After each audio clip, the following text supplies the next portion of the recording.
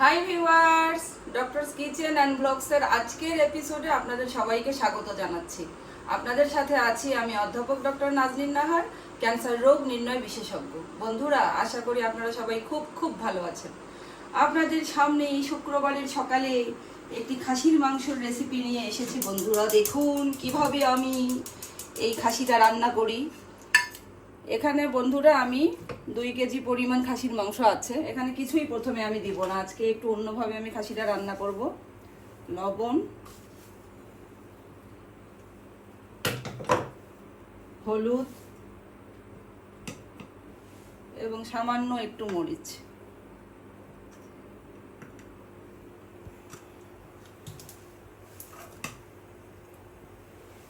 এটা দিয়ে বন্ধুরা আমি প্রথমে মাংসটাকে 2টা সিটি দিয়ে নিব। পানি বেশি লাগবে না, কারণ মাংস থেকে পানি বের হবে। 2টা সিটি যখন আসবে, 2টা সিটির পরে বন্ধুরা একদম এখানেই আমার হিটটা, শীষটা বা ভেতরে যে গ্যাসটা তৈরি হবে ওখানেই ধীরে ধীরে শুষে নেবে। আমি এই সিটিটা তুলে আমি ওই গ্যাসটা বের করে দিব না। তো 2টা সিটি হোক, তারপরে আবার আপনাদের সাথে কথা বলছি। বন্ধুরা, আমি একটা প্যানে পেঁয়াজ ভাজছি হালকা করে। আর মাংসটা আমার বললাম যে 3 থেকে 4টা শীষ দিয়ে আমি আগে থেকেই বের করে রেখে দিলাম। এখানে ধীরে ধীরে এখন আমি টমেটো কুচি দিয়ে দিলাম। একটু বলেছি বন্ধুরা একটু অন্যভাবে রান্না করবো মাংসটা। আজকে একটু সাতকরা দিয়েছে আমাদের এক বিজ্ঞ আইনজীবী, আপনাদের ভাইয়ার কোর্টের এক সিনিয়র আইনজীবী আছেন, ওনাদের বাসা সিলেটে। সাতকরা দিয়েছেন, তো একটু সাতকরাও দিব সামান্য শেষে। এখানে দিয়ে দিচ্ছি জিরা বাটা 1 টেবিল চামচ, 1/2 টেবিল চামচ পরিমাণ আদা বাটা এবং 1/2 টেবিল চামচ পরিমাণ রসুন বাটা। রান্নাটা আসলে বন্ধুরা কিছুই না, রান্নাটা আসলে একটা ওসিলা। আপনাদের সাথে কথা বলছি, আপনাদের সাথে একটু বকর বকর করছি। মরিচের রং দেখে কিন্তু ভয় পাবেন না, মরিচের রঙই যা, ঝাল নেই।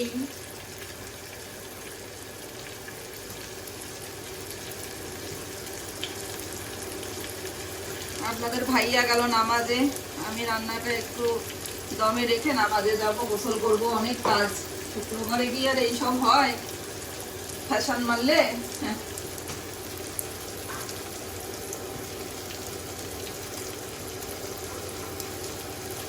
এটা দিলাম হচ্ছে ধনে গুঁড়া। এটা ধীরে ধীরে ধীরে ধীরে একদম কষাতে হবে। সামান্য একটু পানি দিয়ে দিই।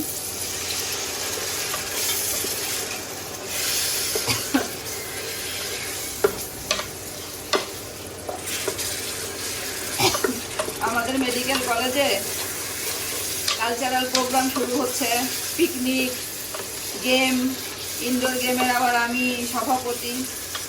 কয়েকটা মিটিং করলাম, তো আমাদের এবার খুব ইচ্ছা যে আউটডোর গেম করবো। আমাকে তো বন্ধুরা, আমার খুব ইচ্ছা যে এবার আউটডোর গেম করব। আমাদের ফরেন্সিক মেডিসিন ডিপার্টমেন্টের সহযোগী অধ্যাপক আহাদ ভাই আছেন, উনি খুব চেষ্টা করছেন একটা মাঠের জন্য। যদি ভালো একটা বড় মাঠ পাই, মানে একেবারে খেলার জন্য তো একটা বড় মাঠ লাগবে আউটডোরের জন্য। তো মাঠটা পেলে আমরা ইনশাল্লাহ এবার আউটডোর গেমও করব, খুবই মজা হয়। তারপরে যেদিন আমাদের প্রাইজ গিভিং সেরেমনি থাকে, সেদিন হচ্ছে একটা খুব সুন্দর কালচারাল প্রোগ্রাম হয়, সেখানে আমরা টিচার এবং স্টুডেন্টরা সবাই পারফর্ম করি, অন্যরকম একটা মজা হয়। আজকে বিকালে তো বললাম যে একটা শোক সভায় যাব, খেয়ে দিয়েই রওনা দিতে হবে। শোক সভাটা আসলে 4টায়।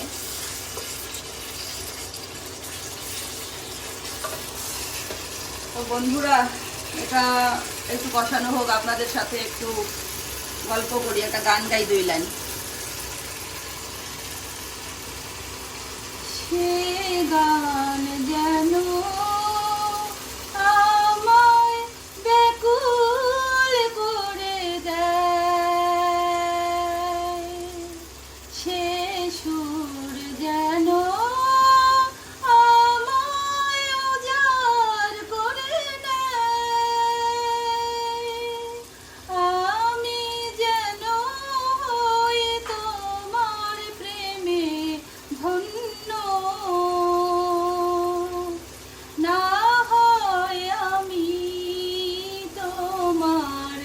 কাছে ছিলে মতি নগণ্য, একটা গান লিখো আমার জন্য, একটা গান লিখো আমার জন্য। বন্ধুরা, আপনাদের কাছে আমি জানি না নগণ্য নাকি অমূল্য, কিন্তু আপনারা আমার কাছে অমূল্য একটা সম্পদ বন্ধুরা। তো এরকম ভালোবাসা দিয়ে আমাকে আপনারা বেঁধে রাখবেন সারাটি জীবন, এটাই আমার আপনাদের কাছে চাওয়া। এখন আমি মাংসগুলো দিয়ে দিচ্ছি, একটু একটু করে পানিটা পরে অ্যাড করব ধীরে ধীরে কষাতে কষাতে, আর মাংসটা আমি অ্যাড করে দেই।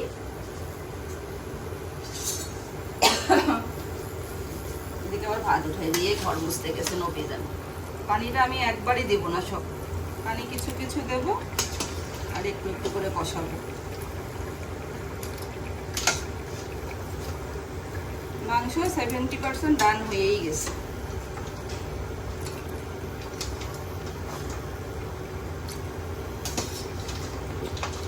আমি যাই গাই, আমার আব্বা খুব পছন্দ করতো। আমার ছেলের মতো আমি এত গুণী শিল্পী না, কিন্তু টুকটাক টুকটাক চালাই যাইতে পারি। একটু পানি রেখে দিচ্ছি, শুধু এইটুকু পানি আবার পরের কষানোর সময় দেবো।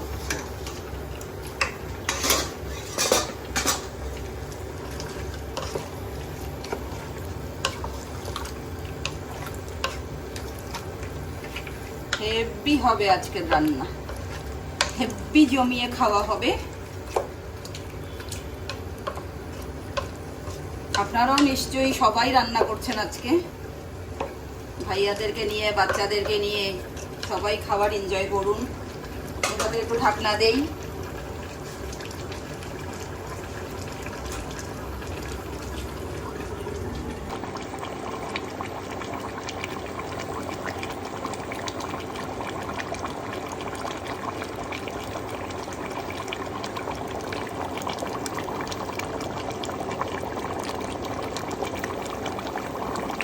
বন্ধুরা দেখুন তরকারির কালার দেখা যায় রে, কালারটা নাকি ধোঁয়া উঠতেছে।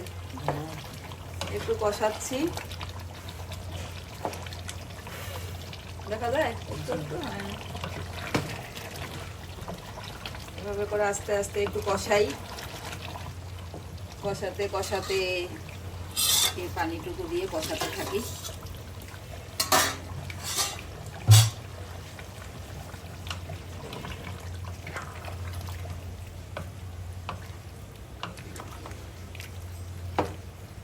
মাংস মোটামুটি সিদ্ধ হয়েই গিয়েছে, কিন্তু মাংস কিন্তু আসলে কি, মাংস সিদ্ধ মানে কি, যে মাংসটা সিদ্ধ হবে আবার একটু মানে কি বলবো, একটু একটু শক্তও থাকবে। শক্ত বলতে কি, শক্তটা হয়তো 10-15%। একেবারে মাংসটা যদি নেতিয়ে যায়, একদম গলে যায়, তাহলে কিন্তু আসলে মাংসের আসল মজাটা পাওয়া যাবে না। এটা আস্তে জালে একটু হোক। বন্ধুরা, আপনাদের ভাইয়া চলে এসেছে, আপনাদের মহান ভাইয়া, যার সাথে সকাল থেকেই টাইম নিয়ে ঝগড়াঝাটি মনোমালিন্য আমার চলছে। কেন মন খারাপ করছি বলেন বন্ধুদেরকে? এই যে আমার কয়েকটা প্রোগ্রাম আছে, শুক্রবারে পড়ে গেছে হঠাৎ করে। আমার কি কোনো দোষ আছে বলেন? না, কোনো দোষ নাই, কিন্তু এখন শুক্রবারটাই আসলে আমরা পাই বাসার কাজ বা একসাথে থাকার জন্য। তো এখন সেটার মধ্যে প্রোগ্রাম পড়ে গেলে আমারও খারাপ লাগে, আপনার আপুরও খারাপ লাগে। এখন কি করা যাবে বলেন, পেশাজীবী হলে যা হয় আর কি। এই যে আপনার জন্য রান্না করলাম, কি আর করব, মন খারাপ যতই করি তখন কি আর মনে হয় যে খারাপ খাবার দিই? আচ্ছা যাই হোক, আমি যদিও তোমাকে মানা করেছিলাম যে রান্না করে না আসতে, কিন্তু একটু হালকা করে করলাম। যে সাতকরা দিছিল না, হ্যাঁ সিলেটের সেই, থ্যাংক ইউ জব্বার ভাই, আপনার সেই সাতকরা দিয়ে এখন মাংস রান্না হচ্ছে। আপনার জন্য অনেক দোয়া এবং শুভকামনা, যে সিলেটের স্বাদ আমরা এখন পেতে যাচ্ছি। এটা একদম রান্না কমপ্লিটেড। এবং এই স্বাদ করাটা আসলে নানাভাবে প্রসেস করতে হয়, তবে শুকিয়ে প্রসেস করাটাই সবচেয়ে ভালো আমার ধারণা। এবং এটা সারা বছর ধরে না, একটু হালকা শুকায় না, অনেকে একটু বেশি শুকায়, অনেকে একটু হালকা শুকায়, কিন্তু এটা আবার খাওয়া যায় না। এটা আমার জানা মতে শুধু অ্যাড করতে হয় ফ্লেভারের জন্য, এবং ফ্লেভারটা হয়ে গেলে পরে তুলে ফেলে দিতে হয়, আর নয়তো মাংসর ঝোলটা একটু তিতা স্বাদের হয়ে যায়। একদম শেষের দিকে দিতে হয়, বুঝছেন? হ্যাঁ, এবং রান্নার একেবারে শেষ পর্যায়ে দিতে হয়। পানি দিয়ে এটা তো আমার আস্তে জালে দিয়ে রেখে শেষ। আমার আব্বাও এই সাতকরা দিয়ে মাংস খেতে পছন্দ করতেন, এবং আব্বার কাছ থেকেই প্রথম আমি সাতকরার নাম শুনি। যদিও আমাদের বাবার বাড়ি ঠিক সিলেটে নয়, সিলেটের পাশাপাশি বলা যায়। তো সেই সূত্রে আমরা সাতকরার সাথে পরিচিত, এবং সাতকরাটা একটা বাংলাদেশের আমি জীবনে একটা, জানতামই না সাতকরা কি। আমি ভাবছিলাম কি জলপাইয়ের মতন মনে বড় ফল। বিশেষ করে বিদেশে সারা সারা দুনিয়াতে বাংলাদেশের এই সাতকরাটার একটা আলাদা পরিচয় আছে রান্নার শিল্পে এর ব্যবহার সম্পর্কে, এবং অনেকেই যখন এর সাথে পরিচিত হয় খুব চমৎকৃত হয়। এর গন্ধটা খুবই সুন্দর, একটা lemon flavour, but not exactly the lemon test. এটা একটু আস্তে জালে হোক 5-7 মিনিট। এবং একই সঙ্গে এই স্বাদ করার জন্য আমাদের সিলেটের সমস্ত বন্ধুদেরকে আমি শুভেচ্ছা জানাই। এটা সিলেটি ভাষায় বলেন আপনার ভাই, আপনাদের ভাইয়া কিন্তু খুব সুন্দর সিলেটি। না, আমি হইতাম পারি না, তবে আমরা সিলেটি ফুয়াইন আর বইন যারা আসুইন তারা সবাইরে আমি এই স্বাদ করার লাগি সালাম দুয়া সবই জানাইলাম। বন্ধুরা রান্না শেষ। রান্নার আগে এইটা দেখাবেন না কালকে যে? ও আচ্ছা আচ্ছা, হ্যাঁ হ্যাঁ, এই যে আমার এক ভাই ফরিদপুরের লিঙ্কন ভাই নিজে ড্রাইভ করে ফরিদপুর গিয়ে ফরিদপুর থেকে ওখানকার একদম অথেন্টিক ওনাদের নিজেদের বাসার পাশের একদম ঝোলাগুড় বানায়, কোনো অ্যাডেড, মানে খেজুরের ঝোলাগুড়, খেজুরের রসের ঝোলাগুড়, এবং এখানে কোনো অ্যাডেড সুগার নাই। এবং এই লিঙ্কন ভাই এটা একদম ফজরের নামাজের পর আবার ড্রাইভ করে এসে আমার বাসার গেটে দিয়ে 8টার সময় আবার ফোন করে বলেছে, ভাই অথেন্টিক ঝোলাগুড় দিয়ে গেলাম। থ্যাংক ইউ লিঙ্কন ভাই। থ্যাংক ইউ ভাই, থ্যাংক ইউ। এবং উনি বলেছেন যে টেস্ট করে যেন আমি আবার কনফার্ম করি যে টেস্ট কেমন, অবশ্যই আপনাকে জানাবো। থ্যাংক ইউ লিঙ্কন ভাই। রান্না তো শেষ, এই যে কালারটা খালি একটু দেখেন কাছে। ও অনেক মজা, খুব জুসি, এবং দেখেই বোঝা যাচ্ছে যে খুব চমৎকার এটা মাংসটা সিদ্ধ হয়েছে এবং নরম, এবং যে লেভেলে সিদ্ধ হওয়ার দরকার। এবং আমি দেখতে পাচ্ছি যে হ্যাঁ পাওয়া গেছে সাতকরার ফ্লেভারে মাংসটা খুবই সুস্বাদু হবে। এবং বিশেষ করে আমার সিলেটি ভাই বোনরা যারা এর স্বাদের সাথে ছোটবেলা থেকেই পরিচিত, তারা নিশ্চয়ই খুব ভালো করে বুঝতে পারছেন, এমনকি আমার চেয়েও বেশি, যে আপনাদের নাজিন আপা কেমন এই মজার সাতকরা দিয়ে মাংস রান্না করলো। তো বন্ধুরা এরকম মজার মজার রেসিপি দেখতে আর আমাদের ঝগড়াঝাটি খুনসুটি, আমাদের কথা শুনতে আমাদের সাথে থাকবেন, আমাদের পরিবারের সাথে থাকবেন। সবাই খুব খুব ভালো থাকবেন বন্ধুরা। আল্লাহ হাফেজ।